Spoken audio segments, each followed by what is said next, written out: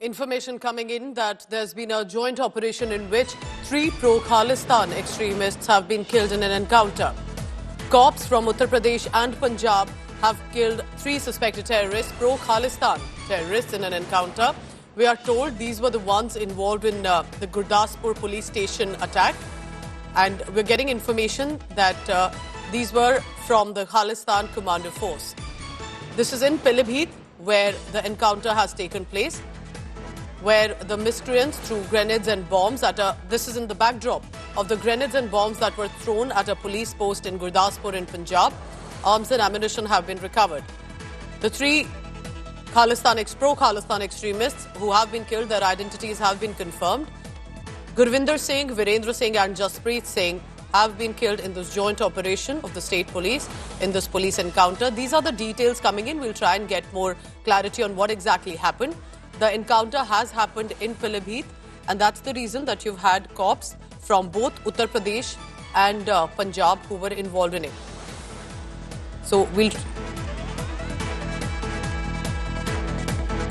Santosh Sharma joins me for the latest on that.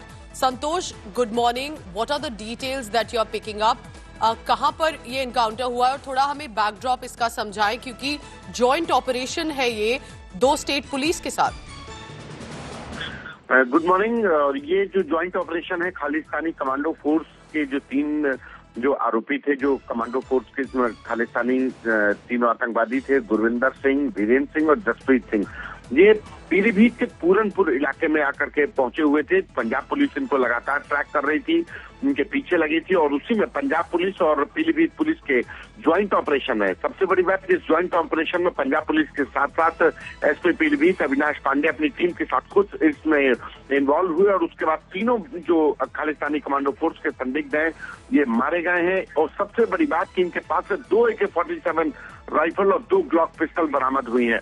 2 AK-47 का मतलब है कि एक बहुत ही खालिस्तानी कमांडो फोर्स के एक अटैकिंग जो विंग है उससे जुड़े हुए थे.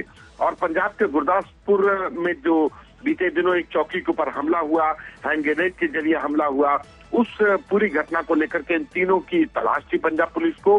और उसके बाद ये पंजाब छोड़ करके पीलीभीत में भागे हुए थे, और वहीं पीलीभीत के पूरनपुर इलाके में इन तीनों बदमाशों के साथ पंजाब पुलिस और पीलीभीत पुलिस के ज्वाइंट ऑपरेशन हुआ. इनको घेरा गया और उसके बाद ये तीनों बदमाश मारे गए हैं. अब इनके बारे में जो कहा जाए कि जो बैकग्राउंड है वो मेन खालिस्तानी कमांडो फोर्स से इनका कनेक्शन, और पंजाब के गुरदासपुर में पुलिस स्टेशन जो गुरदासपुर जिले में थी उसके ऊपर हैंड ग्रेनेड से किया गया हमला, ये तमाम चीजें हैं. और उसके पास से बरामद जो AK-47 है और ग्लॉक पिस्टल समेत तमाम कारतूस मिले हैं. अब जो पीलीभीत पुलिस और पंजाब पुलिस दोनों इस पूरे मामले को लेकर के आगे भी छानबीन कर रही है.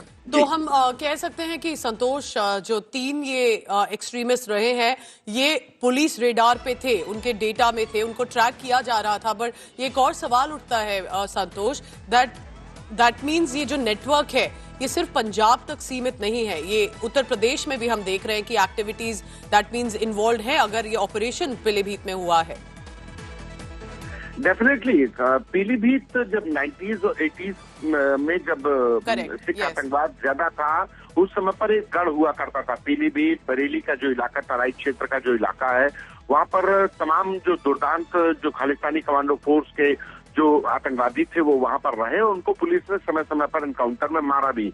और यही वजह है कि इनके लिए सेफ हाइड आउट था वो पीलीभीत में था. यानी कि उनके सिंपैथाइजर अभी भी पीलीभीत के पूरनपुर इलाके में कहीं ना कहीं हैं, जिस पर यूपी पुलिस अब काम करेगी. और पंजाब पुलिस लगातार इनको इस घटना के बाद ट्रैक कर रही थी, इनको सर्विलेंस पे लिए हुई थी, इनके नंबर्स को सुन रही थी, इनके जो सिंपैथाइजर थे वो रडार पर थे, और इसी के वजह से लगातार इनको ट्रैक करने के चलते इनका पीछा करते हुए पीलीभीत से पूरनपुर पहुंची, और वहां पर लोकल पुलिस के साथ ज्वाइंट ऑपरेशन में इन तीनों ही खालिस्तानी कमांडो फोर्स के आतंकवादियों को मार गिराया गया है. तो जाहिर सी बात है कि पूरनपुर में भी इनके सिंपैथाइजर है, जिस पर अब लोकल पुलिस काम करेगी.